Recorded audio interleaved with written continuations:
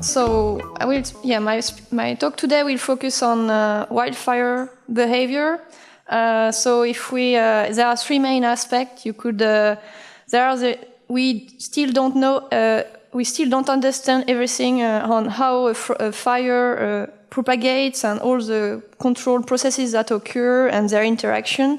So there is this understanding part that is an active research area. And mainly, they use some controlled burning, so they really go outside, burn a grassland lot, and take some measurements and so on, to really have a high amount of data to analyze how a fire propagates. But I won't speak about this part today. I will focus on two main other aspects, like climatology and safety.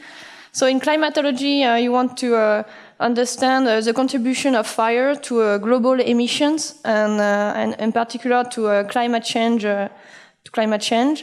And on the safety side, you want to give to firemen a tool to say the fire is going to be here in 2 hours, or it will propagate this way. You will have some spotting effect or not. So what we call spotting is that at some point, the whole canopy is burning, and it can project burning elements far away from the fire, and this can enhance the fire propagation and so enhance security issues. So I will speak about these two aspects and try to introduce you to some modeling aspects we are working on to address these two issues. Operationally, right now there is a fire weather index, so it's only an index saying if I have this weather tomorrow and I have this state of the vegetation, I want to infer what is if a fire starts here, which side is going to take, at which speed it will propagate, and so on. And so this is done locally. So there is no dynamic behavior. It's just at some point of the, like for instance here along the Mediterranean Sea, we'll evaluate the fire weather index, and the potential propagating speed of the fire is converted into some qualitative colors. So, for instance, in the Kallang today, it's black. It's extreme risk, and means that if a fire starts, it's likely to take large dimensions, and it will become soon uncontrollable by firemen. And so, in Europe, we know that if large fire over 50 hectares, they account for 75% of the total burned area over a year. But it only accounts for 3% of the total number of fires, meaning that if we can prevent fires to become very large, then it will help to the firefighting. But for this, we need to have a more advanced, I would say, fire risk assessment product, taking into account the dynamic behavior of a fire if it starts, not only the local condition of the weather and of the environment. And the same index is used in Europe and in Canada. So they have the same method to do that. Okay. And the main limitation so far of this index is that it mainly takes into account weather information, so like air temperature, humidity, 24-hour rainfall, wind, and so on. And they take into account some structure of the vegetation going from the top layer of the vegetation, the litter, to the organic matter at about 20 centimeter thickness. But in the end, to get this fire weather index, there are some model in between, but it's it's like algebraic formulation. And at the beginning, you only have the weather information. And I will show you how we could improve this. Okay. So, to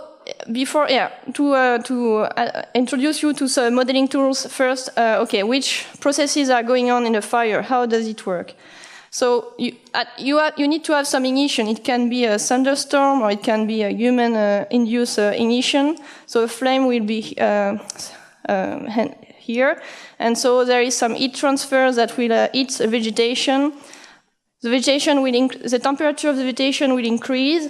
First, water will evaporate, and at some point, some flammable gases will be released, like CO, CH4, CO2, and these are called the pyrolysis gases.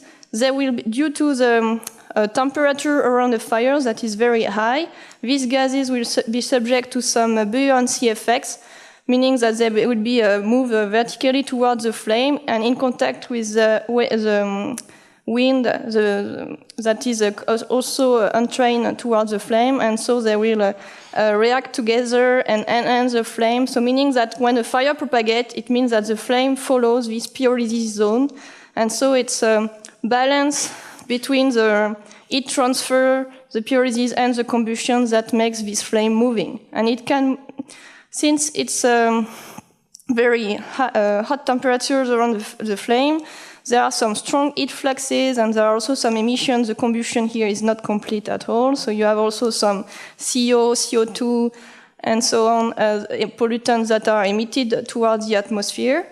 And so since they are emitted towards the atmosphere, they will change the weather locally and can induce changes in the wind. So there are some feedbacks between the fire and the atmosphere.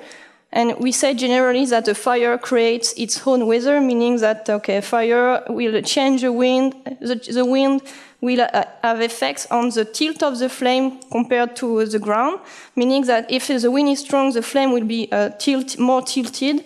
This will enhance these processes that are occurring here, and so the flame will propagate faster. And this is kind of the same effect if you have like a topography is complex, the slope is higher, the distance between the flame and the vegetation will also be shorter, and so the fire will propagate faster upslope and upwind.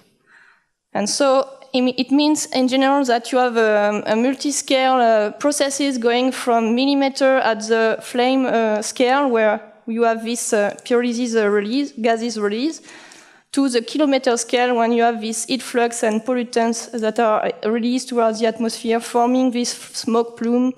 And that can have effects on the fire, some feedbacks, but also that will be transported in the atmosphere and have some impact on air quality. And so the effect that if you want to model what happens in the atmosphere, you need to take into account the turbulence, the chemistry with some gases, aerosols, and the wind. Okay. And so what is the complexity behind this is that so as I said, you have a wide range of length scale.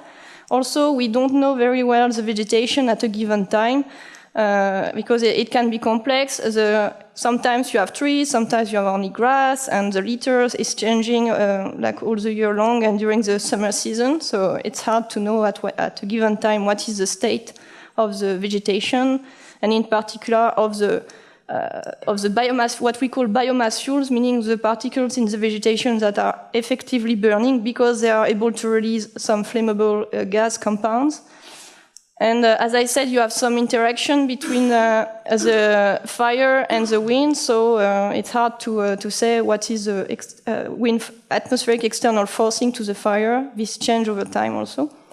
And like we know that with climate change, bigger fire will occur. Sometimes we call that a cluster of fires. So several fires will be active and interact with each other, especially in Australia or in Canada.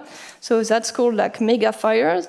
And the behavior of these mega fires are also tricky to model. And so we need to account for this change of behavior with climate change of the fire.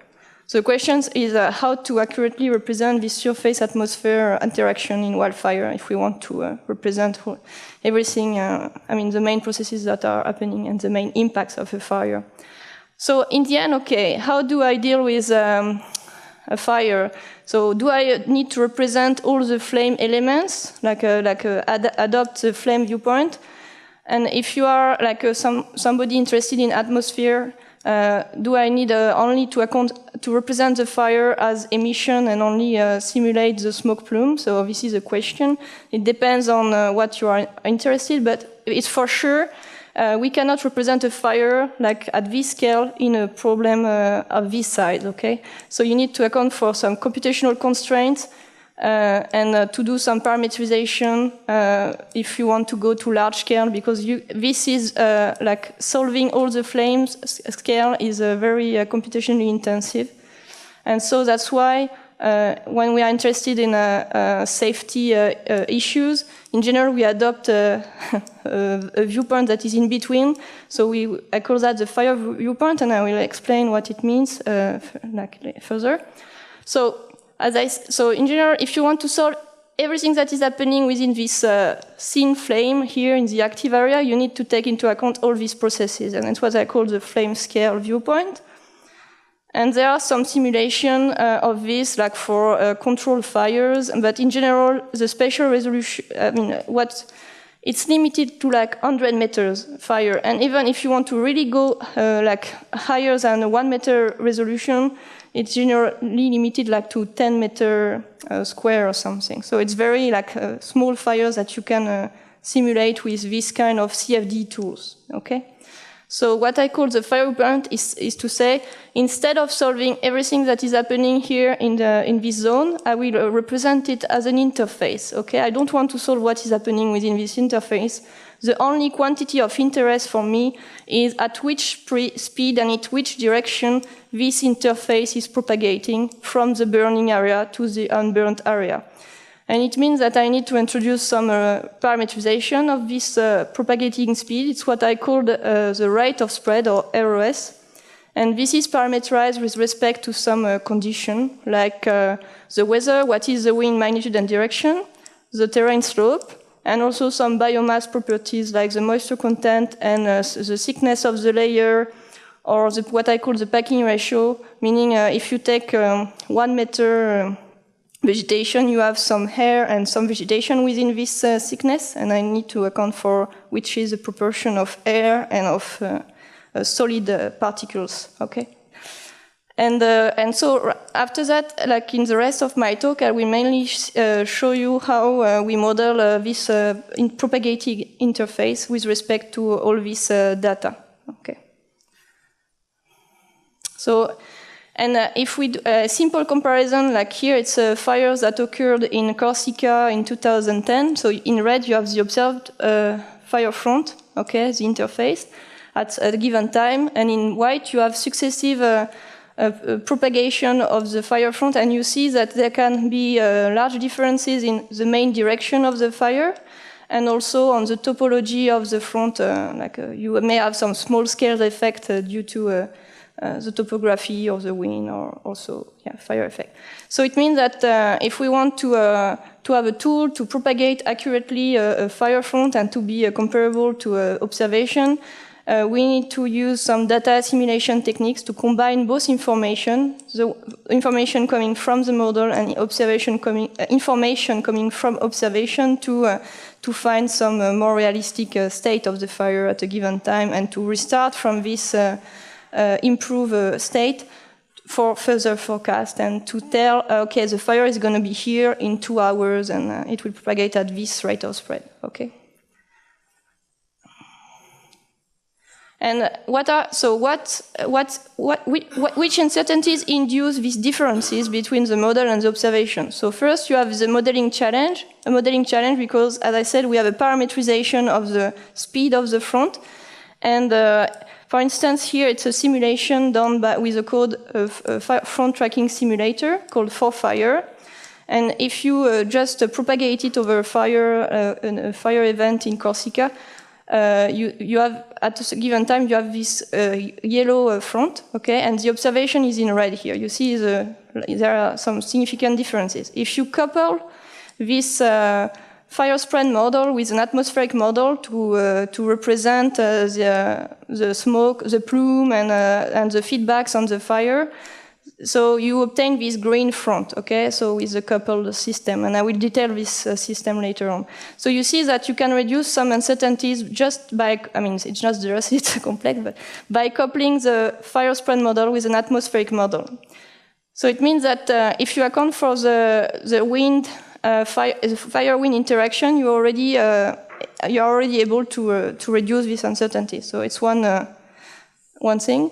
One other element that makes the fire spread modeling difficult is that there are some significant non-linearities, meaning that if I perturb my environmental conditions, like I perturb my biomass moisture because I have a 20% uncertainty, I perturb my near surface wind, and so on, I can obtain an ensemble of simulation, and so I have different size of fire, okay?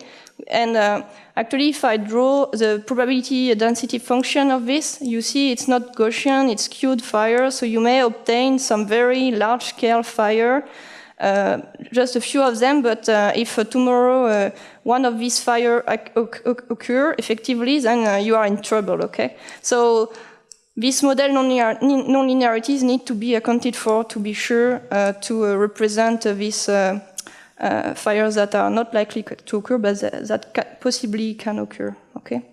And one other difficulty is that, in general, with this rate of spread parameterization, you only represent, you consider the condition at a given location, like, okay, here, my wind will be 20 meters per second, my moisture will be 10%, and you say my rate of spread will be, 1 meter per second, okay? And you assume this is a steady state assumption that the fire always will take this value if you have this condition.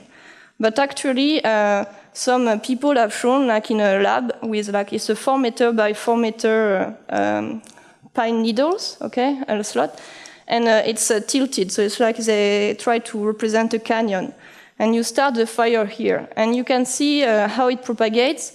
So it will accelerate in the direction of the highest slope, and you will obtain these shapes. That's why if a fire occurs, never stay on top of a canyon. It's very dangerous, and the fire will come to you at a very high rate, okay? And actually, this kind of acceleration effect cannot be accounted for in the rate of spread formulation that is used in general. So it's also something that you need to address in terms of uncertainty. So this is for the modeling uncertainties, and we have also some uncertainties in the input data we feed the model. So like what is the moisture content in the vegetation, what is the wind, and also the description of the spatial distribution of different species. I mean, if you have a forest or grass or savanna, it won't burn at the same rate, so you need to have this spatial distribution. And like the most common land cover database are at 100 meter, 250 meter resolution, so it's quite coarse compared to simulating the interface propagation at 10 meter, okay? So we have also uncertainties in these different properties. So that's why we are here. I will show you how we can apply data simulation techniques to address these uncertainties. So the idea of we use the ensemble Kahneman filter, so we need an ensemble of simulation, an ensemble of fire spread model predictions, okay? But for this, we need to have some, here in dashed line, you have a prior PDF on the wind, for instance, or on the biomass moisture. You will sample this PDF, so if you say, I can afford to run 100 simulations, so I will have a sample of psi 100. And then for this sample, I will run my fire spread model and obtain what I call a forecast. And I can retrieve a PDF for this forecast, and I will compare it to the observation. And the goal of the ensemble Kahneman filter is to infer more accurate statistics of these two input parameters. Okay, so I will reduce the spread of them, so I have reduce standard deviation, so I can have this, now imagine I have this distribution obtained by the ensemble Kahneman filter. I can rerun my model with the new samples and obtain a new PDF for my fire front position at a given time. Okay, and the question when you do this with an ensemble Kahneman filter is, okay, what is the size of the ensemble I need to have some accurate statistics? Which kind of observation do I have? How should I compare it with my forecast to have something robust and for different front topologies and so on? Okay, so this is the topic of the following. So for that, first, I need to have a front tracking simulator. And so as I said, I have these input parameters that I give to my rate of spread model. And this rate of spread formulation is implemented in a level set solver that propagates my level set function at this speed in different direction according to what is the upwind direction, what is the upslope direction, and so on. Okay? So my front actually does not propagate only in the wind direction, or in the upslope direction. It has some speed on the flanks, and it also propagates slowly on the back, at the back, okay? So it can propagate in every direction.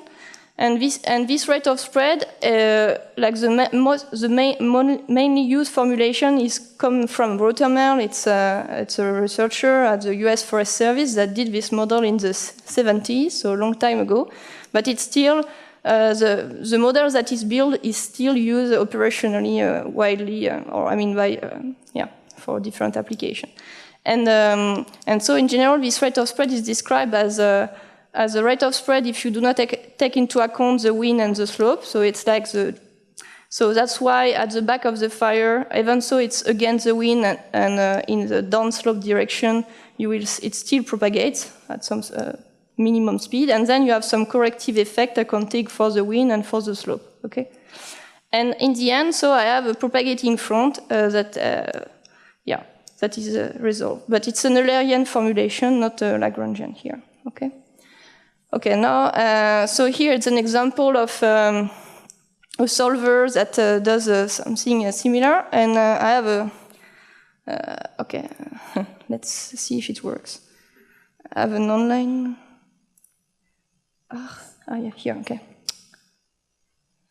So it's online, you can do some tests, and we'll do an online demonstration here in the Calanque.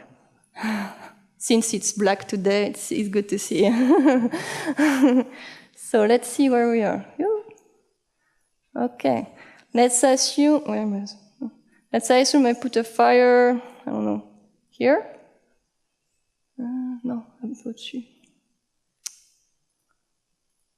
Okay, I choose my humidity, let's say 10%, it's very dry. Let's say 30 degrees for the air temperature. I choose the wind direction, like 50 kilometers per hour, like this.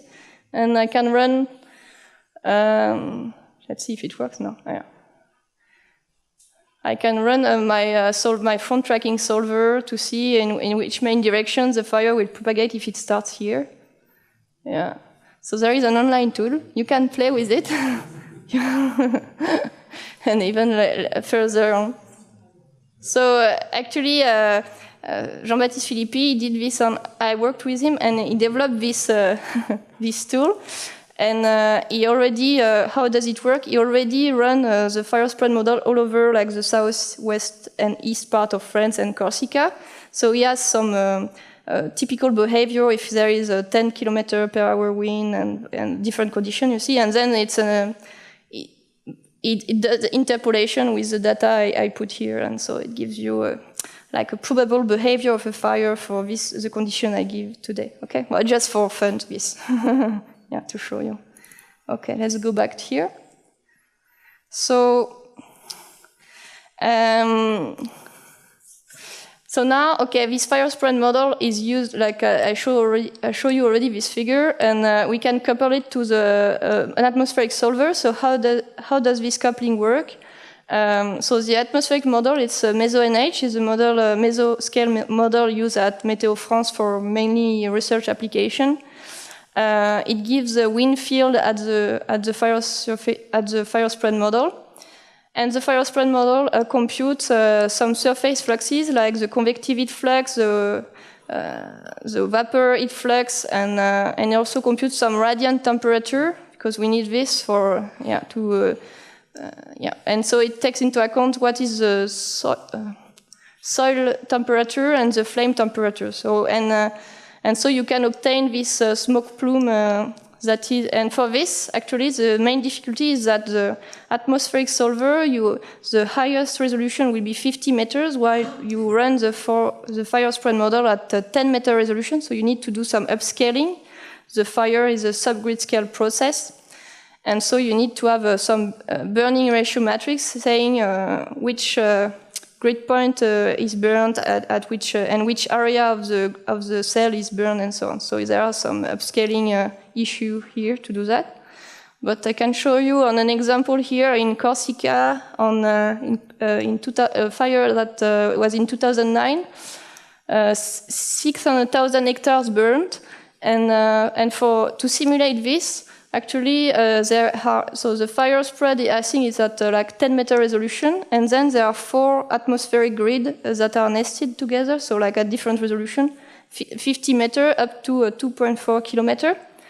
And so in total, it's like 24 million of grid points, and it costs a lot. So burning, computationally, I mean, so burning 2,000 hectares requires 10 hours on 900 processors at CNES, but you can see what we can obtain with this simulation. So not only you can see how the burning area is propagating on the ground, but you can also simulate the smoke plume over Corsica.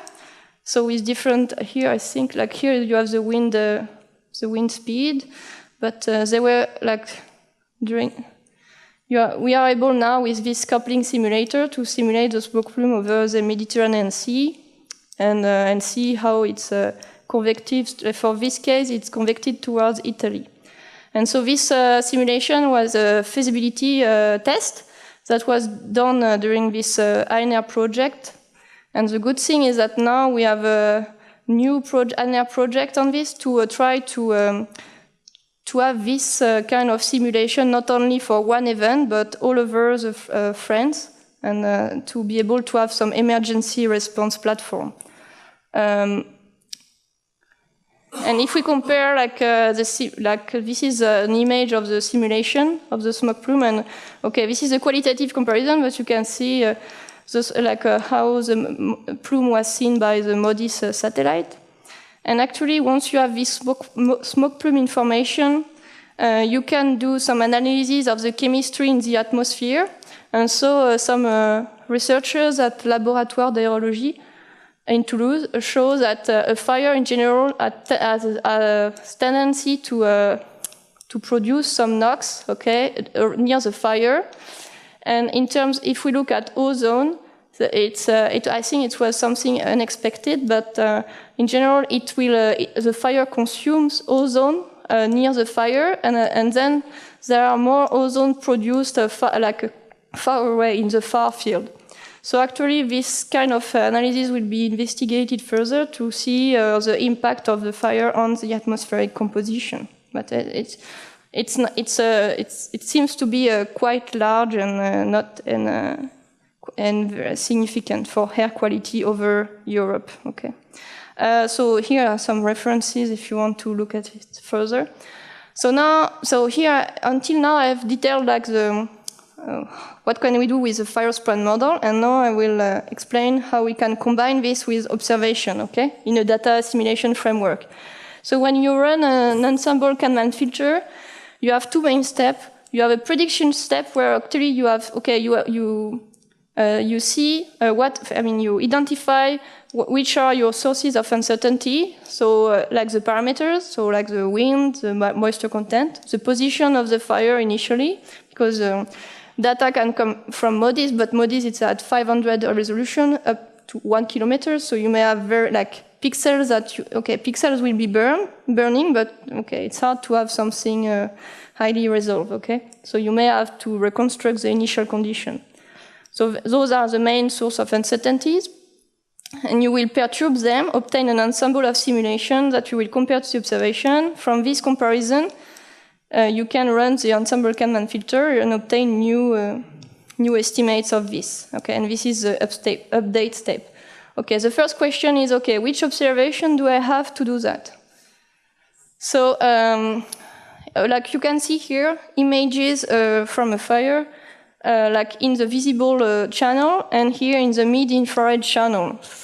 So you see that like in the mid-infrared, like about 3.9 micron, you are really able to detect where the fire is actively burning.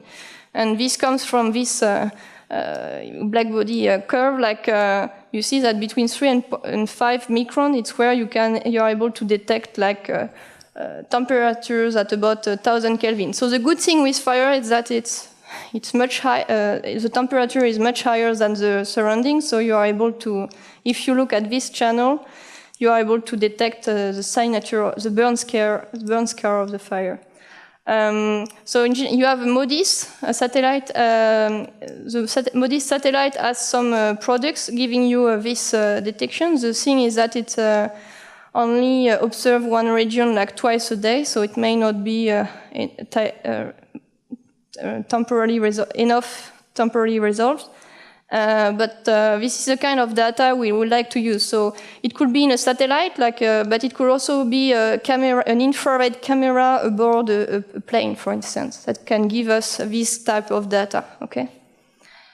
And so far, okay. So if you have this infrared camera, you obtain in general a radiant temperature field. So you see here where you have some active areas. So there are some different temperature. There is a scale for temperature. So, sorry, it's not here. But so far in the work we have done, we assume that from this temperature field we can extract a fire front position. Okay, saying it corresponds to some ISO temperature. And actually, this is the kind of data we use in the data simulation framework, meaning we represent the observation as a front with different markers that have an uncertainty in X and Y direction. Okay, and currently at SEMRAX we are working on directly using this data in the data simulation framework. Okay, but so far, yeah, like in what I will present today, it's this is the observation. Okay. And, oh yeah, okay. One tricky thing about the ensemble Kalman filter is that you represent the correction, your new state, your new estimate as a correction of your forecast. And the correction term depends on the distance between the observation and the forecast, okay? So this distance, so far, we compute it like our fronts, like between markers, between simulating and observer markers, we are able to compute local distance, and it's how we represent this distance. And then you also need to estimate Kalman gain matrix. And here with the ensemble, the NKF, you represent it, you compute it stochastically with your ensemble of simulation, okay? And so you need to represent these matrices, okay? These matrices, what do they correspond to? So the first matrices here, C, X, Y, represent the cross-covariance matrix. X represents the input parameters you want to estimate, and Y corresponds to your fire front position. So actually what you represent here is, if I perturb my parameters by 10%, what will be the impact on my fire front position? Will they move by 10%, so my model is linear, or will they move by 5% or by 25%? Okay, so this represents the sensitivity of the fire front position with respect to my input parameters. And so if you do estimate that stochastically, this means you don't need to compute explicitly the tangent linear of what I call the observation operator, J here, that makes the link between my parameters and my observation. Okay, so it means that if you do parameter estimation, J here includes the model is a combination of operators, so it includes the model integration and how do you move from this is my state, my model state, and this is my observation. Okay, so sometimes it's just a selection. Okay, I select my markers; they are the same as those that are simulated. But sometimes this observation operator can be tricky, nonlinear, and difficult to explicitly represent. So, and compute the tangent linear may be even more difficult. So it's good with the NKF to be able to stochastically estimate this instead of explicitly representing the operators. Okay, so this is for, okay, like what does this covariance means? Now I will also explain what the other error covariance matrix means. R here represents the error in the observation. So in general, we assume it's a diagonal matrix, so meaning that my different front positions are independent. It may not be true, but most people in data assimilation do this assumption because, yeah, it makes to start with, I would say. So my matrix here, what does it represent? It represents the correlation between my different markers along my front, okay? So imagine you have your simulated front here with, I don't know, 100 or markers, okay? And I imagine I only observe marker here, okay? So for instance, it could be this marker here, okay? I observe this one, and I want to correct not only where I observe, but I want to propagate my correction along the fire front. But I need to know the correction that I do here is also valid over this part of the fire front, but not everything, because if this is the head of the fire, the wind will propagate this way. So I can say my fire, this is correlated to the wind direction, okay? But if I am at the back of the fire, the propagation is very different. So I don't want to be correlated to how the fire behaves at the head of the fire, okay? So you need to estimate, actually, stochastically, what is the influence of one marker on the other to still have a coherent structure for your fire front position, okay? And this is given by this matrix. So actually, in this column, if this is the observed marker, you have the correlation, like maybe it goes up to here and here, where there is a high correlation, and then the rest is not correlated, okay? And how does it affect so here I show you some synthetic cases. So I generate my own observation, and I can show you how it behaves. So imagine my fire is circular, so it's very academic case. And I perturb the center of my circle, okay? So I obtain an ensemble of forecasts. It's all are circles, but they are just shifted in space.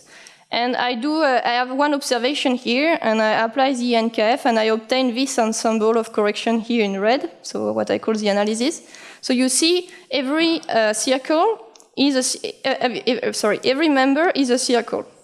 Why that? It's because if I only perturb the center, it means that all my points along the circle propagate at the same speed, so they all have the same correlation. That's why we have a correlation of 1 for all markers from around here, okay? 0 here represents my observation. Okay, so this is a very isotropic case, very easy, but you see here you have a correlation of 1, okay? So if now I have something more anisotropic, so I have a uncertainty in winds and fuel moisture and so on. So you have and also in the initial position of my fire, you have very different fronts. And this is the reference, the target you want to obtain after applying the NKF. And you see here, if I have observation in gray here, it's the observation. And black is the true, the same as here. And you see the analysis, the correction obtained by the NKF is here in red. So you are able to retrieve the reference if you have observation everywhere. Now, the question is what happens if I have only observation on the flank of the fire and not everywhere? So you see the correction is not as good as before, where I do not have observation. This is expected, but you can still see that the correction is significant compared to what I had at the beginning, okay? And so this correction is obtained due to the correlation I have. So if I have an observation here, for instance, okay, I have some correlation on the behavior of the fire here, and you see the correlation is no longer 1, it's more like between 0 and 0.5, but it will give you some tendency on how the flank should propagate from both sides of the fire, okay? And so this is promising because in general, when we have images from a fire, you may have the smoke plumes that make some part of the fire invisible, okay? We don't see it. So we may, in general, have only data on some part of the fire, and since we have this error correlation, it's very helpful to obtain a correction in the model everywhere, even where we do not have observation. Now, some examples. So you see here a fire, a small-scale fire, so it's 4 meter by 4 meter, and and it was observed from a cherry picker 10 meters above the field, okay? And what you see in the... Where is my... Okay, here. What you see here, it's the wind is mainly in this direction, like 1 meter per second, so the fire first propagates here. Here is the temperature, radiant. And then once it has reached the limit of the domain, because here in general they put some things that make the fire cannot go through. to avoid the fire to to go where you don't want it to go. And so once it has reached a boundary, it will propagate in the rest of the domain, but at a slower rate of spread. Okay. So actually, from this kind of data, you can reconstruct a map of the aerial times. So you see, what you see here is, okay, my fire is here at 70, I think it's 64 seconds, okay? Here at 90 seconds, like there are 40 seconds. And you can see here the time. So it takes a fire like about 300 seconds to go from here to here, okay? And the wind is mainly in this direction, and the mean value is about 1 meter per second. So it's made mainly of grass, like 10 centimeter high, and yeah, okay. And if I estimate the position of the fire, like at the 4 times, and I restart, so I correct it here, I restart my model with the correction, and until this time, I correct it again with the NKF, and so on until this time. You can see here in black, it's the same as the black line here, and in red, it's the analysis you obtain at this time. So the good thing with state estimation is that you obtain something that follows the topology of the front.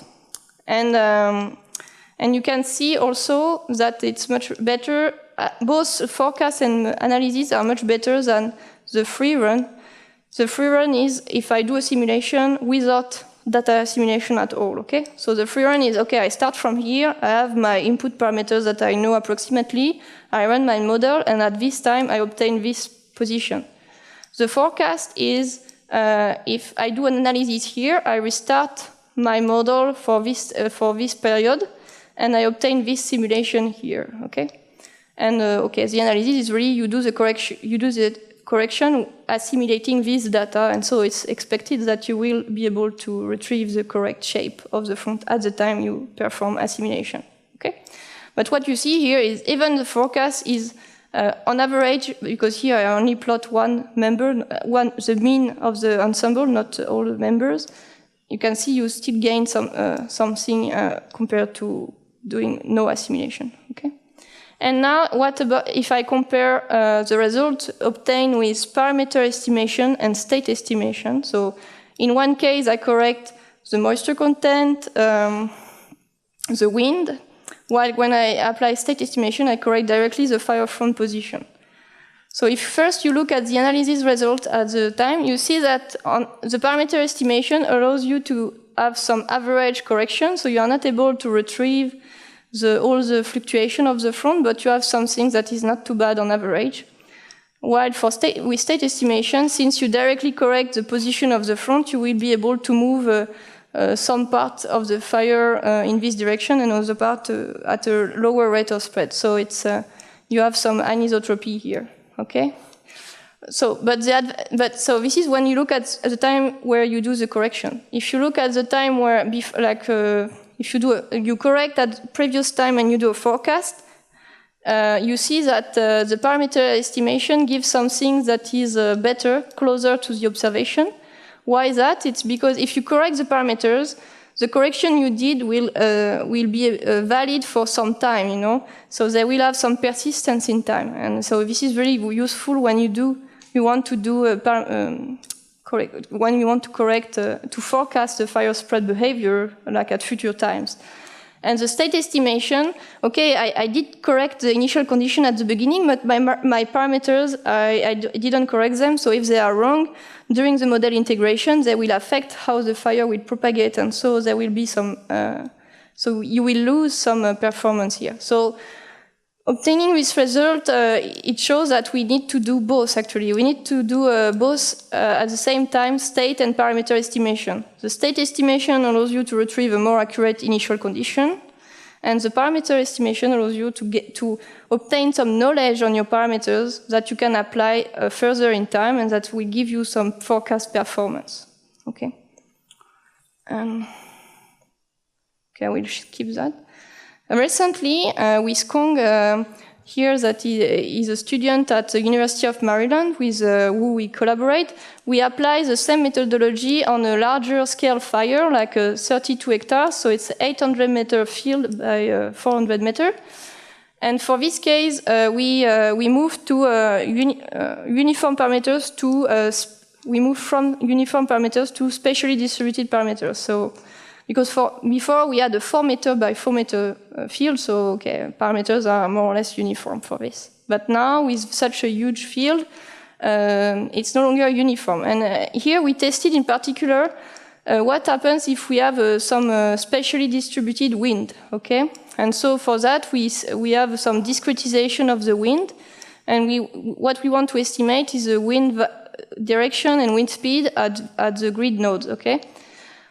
But you know, if the front is here at a given time, you don't want to correct the wind that is here, for instance, because when you have a front tracking problem, all the information is concentrated near the fire front. So actually, we apply some localization procedure here, meaning that dynamically, we change which value of which grid points, at which grid points we correct the wind, okay? So for instance, if the front is here, we will only select these markers, so that, so it reduces the number of parameters you want to estimate, and at the same time, it avoids to have some unphysical and correction here. It can, because if you correct here while you do not have information, it can introduce noise, and you may even be worse than before.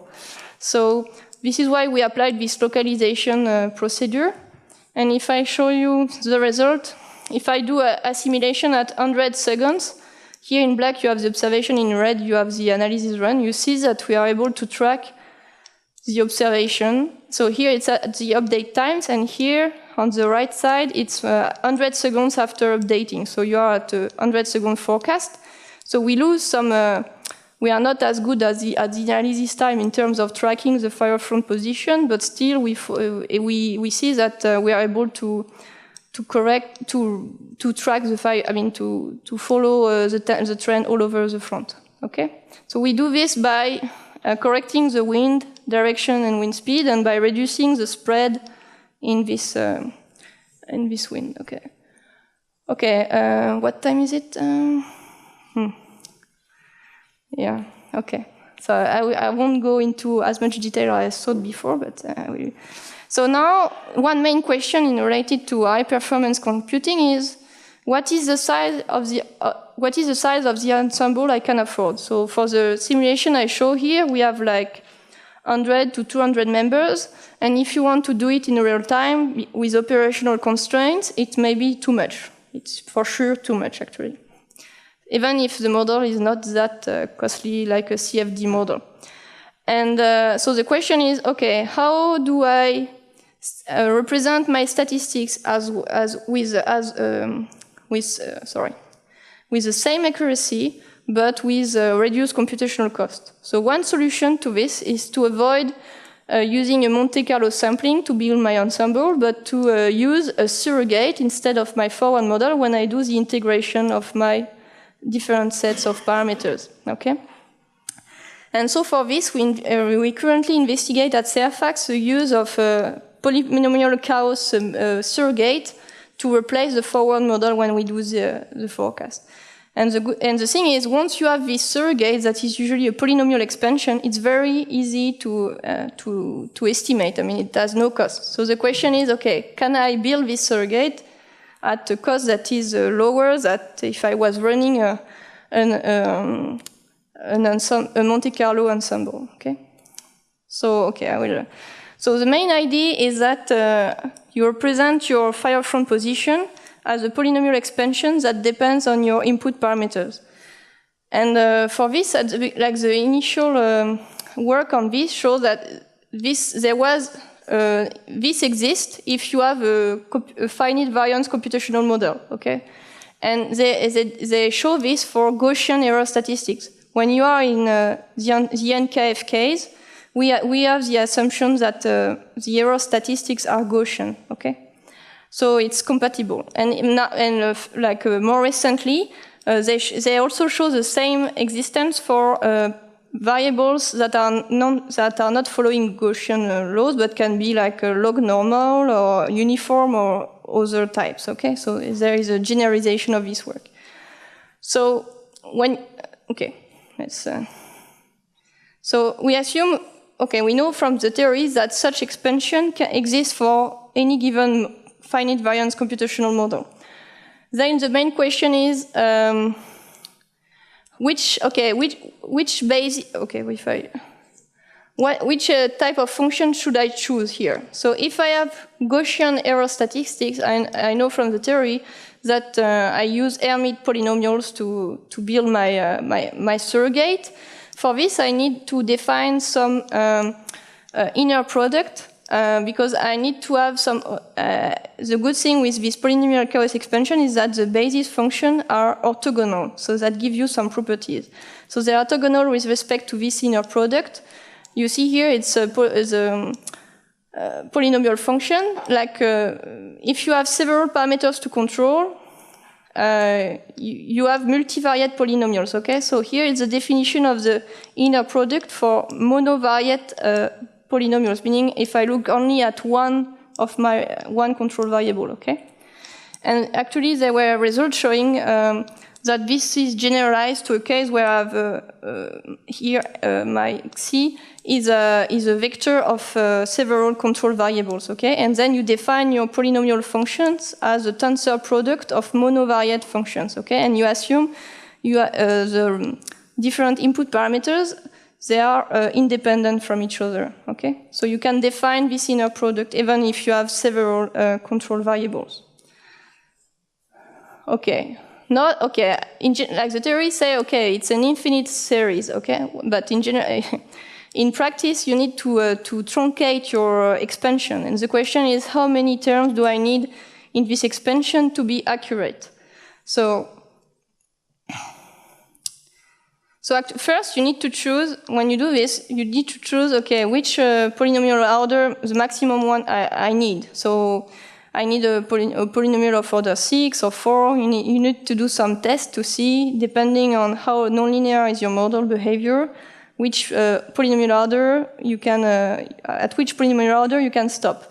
And then based on this polynomial order, this will, if you use, it will help to define the number of terms. So imagine I have two variables, x1 and x2, and I want to go up to a polynomial order equal to 6. So it means I have like polynomial 0, x1 square, x1 power of 3, up to x1 to power of 6. But I also hold the combination with x2, like x1 times x2, x1 square times x2, and so on, okay? So by applying such a scheme, it means that if you have two random variables and a polynomial order 6, you have 28 terms in your expansion.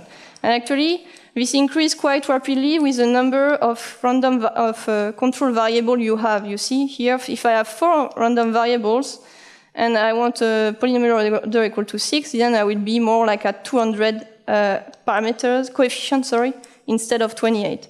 So in general, this is referred to the course of dimensionality when you do uncertainty quantification. And but there are some strategies to actually eliminate terms in these triangles. For instance, in general, you assume high-order interaction terms between x1 and x2 have a negligible impact, so you will remove some values here to reduce the number of coefficients you have to estimate to build your surrogate, okay? But so far, in what we have investigated, we use a standard scheme. Now the question is, once I have the number of coefficients, how do I estimate them? So there are different strategies, what we call spectral projection. So we will directly use the property of orthogonality, or sometimes you can simply retrieve the coefficient using some regression methods. So those are the two main methods. But here, what I use so far is a spectral projection.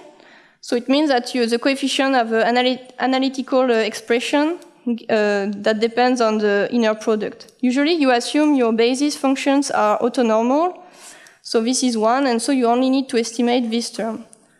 How do you do that?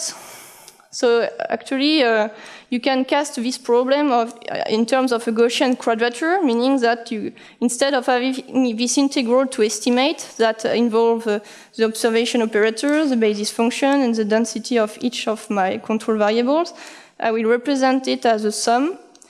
So I have my different model integration, so my members of the ensembles, okay? And for very specifically, I mean, you choose, the thing is here is that you do not randomly sample your parameter space, but you select very precise values that corresponds to the distribution you specify at the beginning, okay? So this is the principle behind Gaussian quadrature. But for this, you need to have the roots, so which values that you have in the normalized space and in the physical space, and you have the weights. So if I have values near the mean value of my PDF, then it will have a high weight, while if I am at the tail of the PDF, so very unlikely values, but that can still happen, you will have some small weights, okay? So, and if I have imagine I have a polynomial order equal to 6, it means that I need to have 7 values in each direction, for each parameter, okay? So if I have two control variable, it means, and I want p equal to 6 here, I will have 49 model integration to perform. So it's much less than 200 or several hundred members that I obtained previously with Monte Carlo method. Okay, so now the question, okay, I show you briefly how to obtain this surrogate. So you need to first do the polynomial order, the truncation strategy, and how do I compute my coefficients. Those are the 3 main aspects. Now the question is how to combine this surrogate with my ensemble Kalman filter. So you recall that when you compute the Kalman gain in the Kalman update equation, I need to estimate these 2 matrices, okay? And before I was estimating them stochastically. Now, actually, I can directly infer them using the coefficient of the polynomial chaos surrogate. So actually, this is the polynomial chaos expansion for my parameters and for my firefront positions, okay? So actually, you see here that the mean value for my parameter is directly the first coefficient of the expansion. And then when I want to compute the covariance matrices, you see that this is a sum of the coefficient I have here. So it means that using the polynomial chaos expansion, I have an easy access to the statistics I need to estimate my Kalman gain matrix. And imagine if I only need like 49 integration of my forward model to obtain my surrogate, it means that I don't need to run more members to do my analysis, my ENKF analysis. Okay, so let's see this on an example. So it's again the reduced scale fire I showed you previously. So here I use this initial condition. And here it's where I will perform the analysis. I don't know, okay. And I will estimate 2 parameters related to the vegetation, the moisture content and some parameter describing the shape of the fuel particles, okay? So moisture content is MV here, and the geometrical parameter is sigma V here, okay? And now I assume I can represent the behavior of my fire spread model with an order p equal to 4. So it means I have 5. I need to sample each parameter with 5 samples. And so that's why you have, I have 25 here in black crosses. It's the 25 integration of my fire spread model I needed to do to estimate how for one given simulated marker, I have how the x coordinate of this marker evolve with respect to my 2 parameters. And here it's the same for my, it's the same. Okay, here I only show for the x coordinate, but I could show you the same plot for the y coordinates of this marker, okay? But you see how the front position evolve with respect to my 2 parameters. And the black crosses are the fire spread model integration, and the blue dots or the red squares are the ensemble obtained with the surrogate.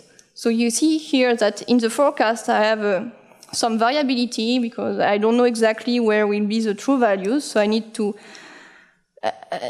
cover the whole space. So you see I have a high ensemble here, and And after applying the NKF, I have a reduced spread in my ensemble that is concentrated here. So I obtain some new values, mean values of my parameters compared to the forecast. So you see here that instead of having 15% moisture, the NKFs give 13.8%, and the same, I have also a correction on the second parameter. So you see here, it was a feasibility test to show that I can use this polynomial chaos combined with the NKF to obtain a my fire front position at the observation time. And I can restart from this front to do forecast at future lead times. And you see here in red square, it's the analysis obtained with this polynomial chaos NKF. And there is some comparison in black squares with the result obtained with the standard TNKF. So you see we obtain very similar results. Okay, so this was the first test to see how to combine both approaches and to reduce the size of the ensemble. So you have some reference here. And I think I will skip this because it's too long. Okay. I will go directly to the conclusion. Okay. So, what I wanted to show you is that data assimilation is a promising approach to track fire spread, and to account for uncertainties in the different data we need as input to this model. You see here some data from another controlled fire that is 200 meter by 100 meter. And you see that the front is, like the observed data is not always continuous, okay? You have some gaps, you only have some detection of the burning areas at some point. So one question we want to address in this SEMRAX summer school project is how to represent the observation in a more robust way. And so the question is how to handle complex front topology. So you see here, for instance, some other data where actually you have two fronts that start and that will merge at some time and combine to one fire. So merging fires are also something we need to address operationally. That's why it's very interesting to look at how to, if you have two burning areas, like the observation and the simulation, how to change this shape, the simulated shape, towards the observed one. And so instead of having some local distance between front markers, we want to represent the fire as an object, like in image processing, to have some level set data assimilation and to be able to directly assimilate data like this without pre-processing to extract a fire front. Okay. So this is part of the SEMRAX project in collaboration with Annabelle Collin and Philippe Moreau. So another part I detailed in this talk is how to have a reduced cost ensemble generation using some polynomial chaos strategy. And the perspective for this is to apply the fire spread model with data assimilation to the full coupled simulator for fire meso-NH that I showed you before, and this is part of the coming ANR Firecaster project. Okay, so the idea in the end is, okay, we have observations that could come from satellite or planes. We want to combine them with this kind of coupled system. And one question in this is, okay, if I correct my fire front position, instead of being here in yellow, it's here in green, for instance, I need also to adapt my atmosphere, like the heat fluxes and so on, to where the front is. So we need to have some time history of the atmosphere between, to be able to put the atmosphere in equilibrium with the corrected front I have. So there are some tricky issues here we will need to address, okay? And actually, once we have an improved fire spread model, this could help to better represent the emissions at European scale, because for now they use some observations that are coarse, but if we have some improved